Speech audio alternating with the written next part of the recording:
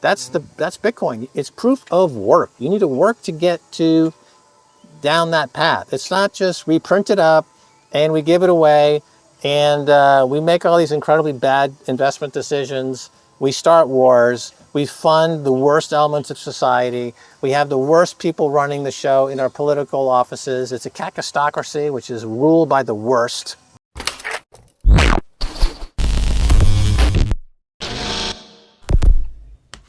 Hey guys, welcome back to Everyday Finance.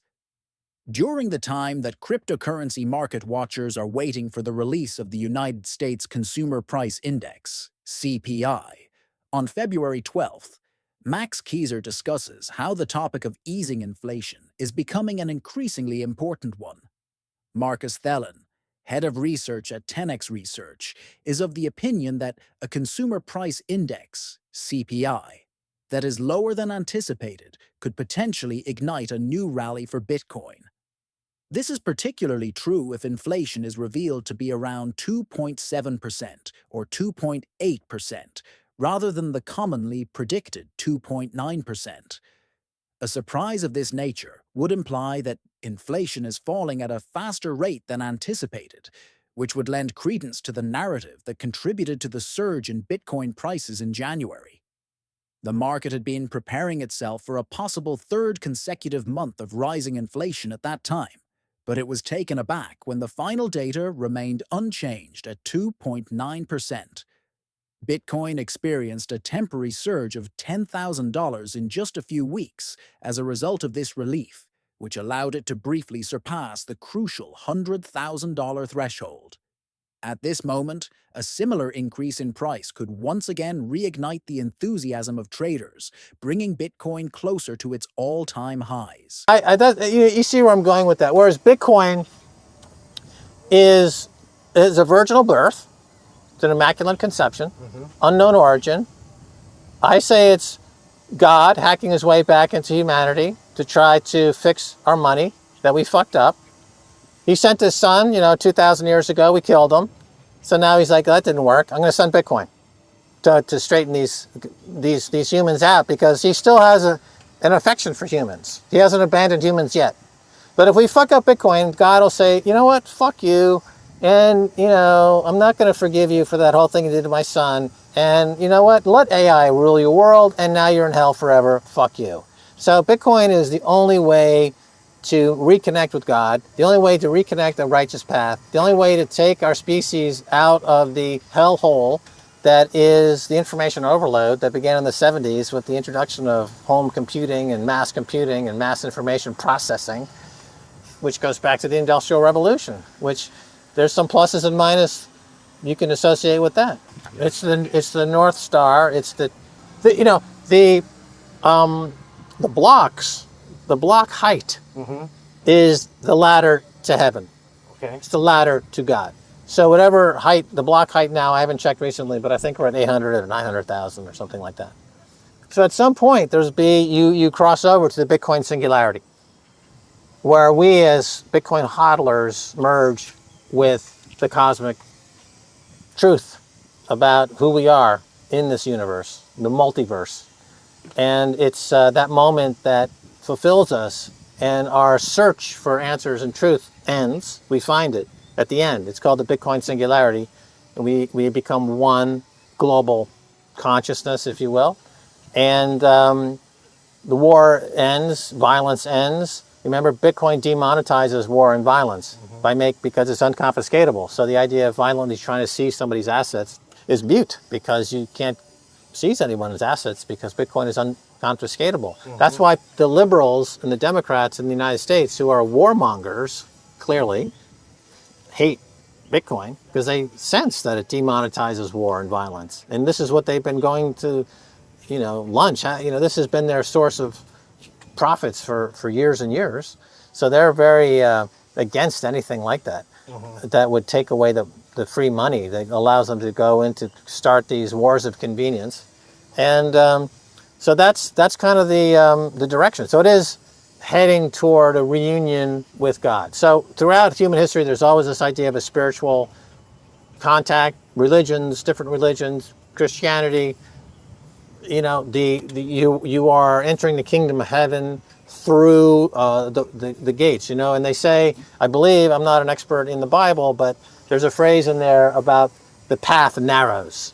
So the question to Jesus, if I misquote this, I apologize. I'm not a scholar when it comes to the Bible, but the idea is, why don't you make this gate wider? Why don't you just let everybody in? He's like, no, the path narrows. Like, you have to. It's proof of work. It's proof of work. They're not just give anybody a merit badge and say, okay, you're going to heaven. No, you have to work to get to heaven. That's Bitcoin. It's proof of work. You need to work to get to down that path. It's not just we print it up and we give it away and we make all these incredibly bad investment decisions. We start wars. We fund the worst elements of society. We have the worst people running the show in our political offices. It's a kakistocracy, which is ruled by the worst. And now, hopefully, because of Bitcoin, working on the mind of someone like Trump, who's has a very agile mind and is able to survey the scene and understand, you know, that thing, I'm going to pursue it. And kudos to the Bitcoin Magazine people, because they really did a great job in orange pilling Donald Trump to a degree. We'll see. You have to bite the bullet and take a huge haircut. You got to go through a severe depression for like 2 or 3 years and get rid of all the garbage. You have to default. You know, the U.S. thinks, the U.S. thinks that they're going to refinance their entire debt load by switching from dollars to Bitcoin, essentially. It's this typical mindset of a Wall Street guy who's like, you know what, and the proof of stake and the whole history of the bond rally that's been going on for 40 years, 42 years, where, you know, we're just going to refinance at a lower coupon rate and extend the maturity, extend and pretend. So they're like, you know what, we got like 60 trillion in debt. We're just going to extend the maturity. We're going to lower the coupon rate and we're going to back it with Bitcoin. And I'm like, and not when other countries are going right to Bitcoin and they don't have to support the dollar. Russia doesn't have to support the dollar.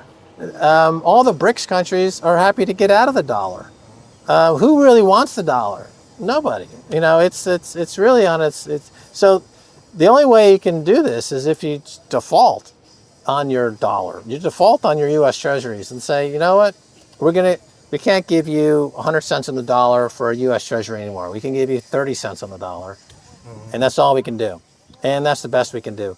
And you'd have to go through a massive depression. The United States Triflation Inflation Index, which shows inflation falling from 3% to 2.1%, is one example of a real-time tracker that some analysts are citing to support the possibility of a Bitcoin rally. There is a renewed sense of optimism in the cryptocurrency market as a result of this, which fuels hopes that the next CPI data could be more lenient toward risk assets.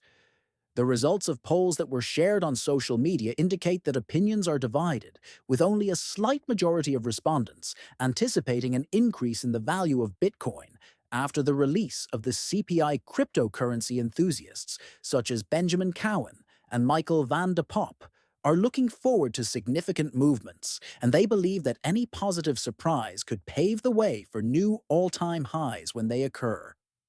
Market participants are keeping a close eye on the outcome of the Consumer Price Index, CPI data release, which has the potential to set the stage for significant price movements.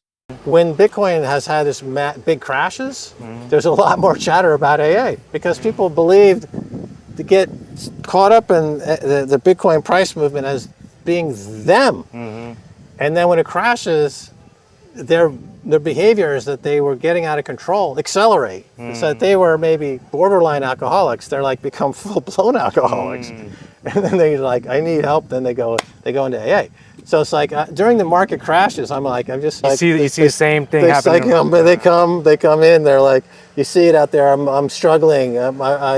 I just went into AA, whatever. I'm like, well, that's the cycle, as they say. Yeah. And that pattern is exactly the same of every person who seeks, let's say, an AA meeting, is that they get to the point where they believe like they're God, like I just said. And when the first thing you learn is that you're not God. That's like an important lesson. Right up. I mean, that's a lesson that needs to be heard right away. Yeah. Like, sit down in that chair and sit in this meeting. And by the way, you're not God, right? Wow. And The transition to coming out of that into sobriety is that journey that of self-discovery that you find out who you really are. And a lot of people don't want to know who they really are. I mean, goes back to ancient philosophy from thousands of years ago. It goes back to Socrates, know thyself, right? That's not easy to do. Most people are frightened to find out who they really are. And they would avoid that at any cost. So with AA, you have to come to terms with self-knowledge and accept what you find. Yeah. And the same thing with Bitcoin. Bitcoin is that magic mirror. If someone like Sam Bankman-Fried, he looks at the Bitcoin protocol and he becomes a worse version of himself. He was already a scoundrel, but when you give him the ability to do what he was able to do and get the support that he was getting from Democrats and liberals, he became a monster. Whereas someone like Michael Saylor was already a good person, worked hard his whole life. Yep. And he says this. He says, I was in despair. He uses those words because I had worked my whole life and I felt like I hadn't really found that thing I was looking for. Then he finds Bitcoin and what is basically a good person. He then becomes a great leader and role model because that magic mirror of AA accentuated his positive qualities. And that's where so Bitcoin can do the same thing that you would find in any recovery program or any kind of religious pursuit. I mean, in a religious pursuit, the idea is to accentuate, the good in you, and to get rid of the evil. Like if the devil calls, I'm not here. Yeah. Right. Whereas when you're drinking, if the devil calls, you're like, You pick hello, up. Yeah. what's up? Yeah, I can. So you don't answer that call, answer a different call. A higher calling. The higher calling. And this is true in philosophy and religion and art. I think art attempts to, this is why during depressed economic times, you see a lot of art become valued as a way to restore some sanity. Because in AA, it's like, restore me to sanity.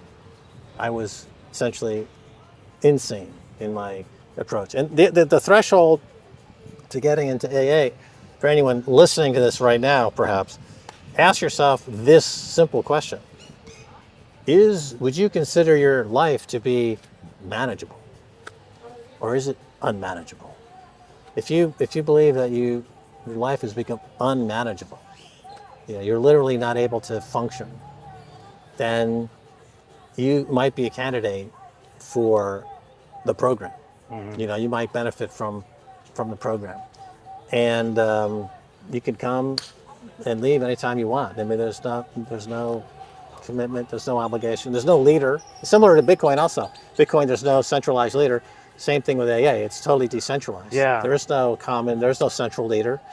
There's no obligation to stay or leave. It's not a cult. A cult has a charismatic leader, and it's easy to get in, but hard to get out. But Bitcoin, there is no leader, or AA, there is no leader. It's easy to join. It's also easy to leave. You can just walk out at any time. Solana, SOL, on the other hand, has been losing steam. Its price dropped over 6.25% in 24 hours to around $19.50 on February 12th. The hawkish comments made by Federal Reserve Chairman Jerome Powell have hurt risk assets like Solana and caused the crypto market as a whole to drop. The Federal Reserve's decision to keep interest rates high and the rising yields on Treasury bonds have made investors less excited. Solana is also in trouble based on data about network activity. New data from the June dashboard shows that the number of daily transactions has dropped sharply, from over 71,000 on January the 23rd to about 23,835 on February 12. This decrease in on-chain activity lowers the demand for Solana and shows that people are losing interest in its decentralized finance, DeFi, ecosystem.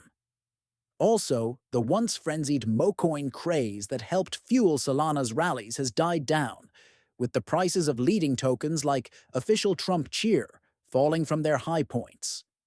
Solana is now in a head and shoulders pattern on a technical level. If the price breaks below the important neckline at $80.50, it could mean more losses.